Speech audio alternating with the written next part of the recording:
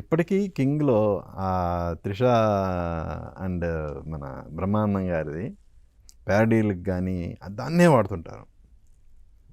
అది అసలు మామూలు ఫేమస్ అవ్వలేదు. అలాగే 'నమో వెంకటేష్' కామెడీ అల్టిమేట్ అసలు.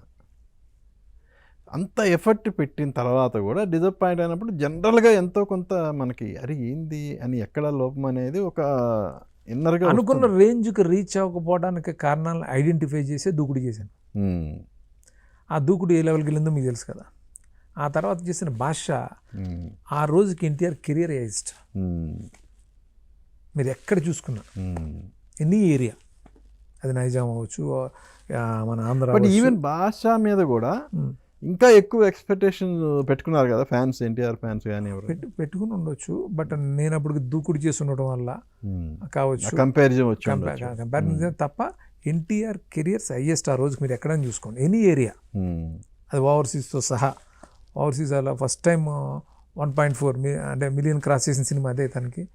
అట్లా ప్రతి ఏరియా కూడా, ప్రతి ఏరియా నైజాం అవ్వచ్చు, సీడెడ్ అవ్వచ్చు, అన్ని ఏరియాల్లో కూడా ఆ టైంకి అది highest.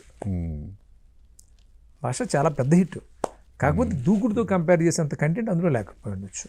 But back to back సినిమాలు చేసినప్పుడు మళ్ళీ ప్రీవియస్ ఫిల్మ్ అంటే ఒకసారి జరుగుతాయి కదా. ఇప్పుడు మనం ఇన్ని సినిమాలు, వెంకీ కానీ, అందరివాడు కానీ, ఈవెన్ డి, అలాగే కింగ్, రెడీ, ఈవెన్ దూకుడు, వీటన్నిటిలో బ్రహ్మానందం గారి క్యారెక్టర్ అనేది హైలైట్ అసలు.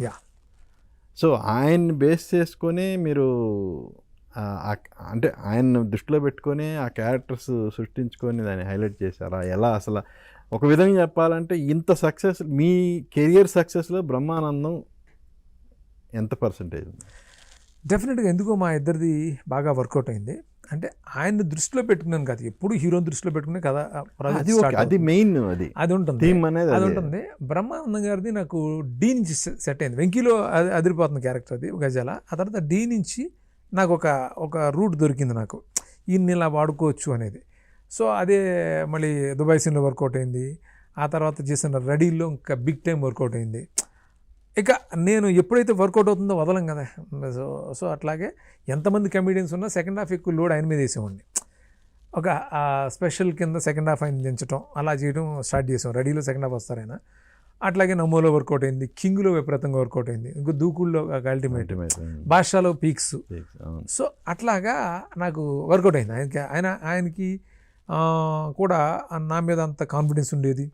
అంటే నేను అనుకున్నది ఎగ్జాక్ట్గా డెలివరీ చేయడానికి ఆయన ప్రయత్నం చాలా కష్టపడి చేసేవారు.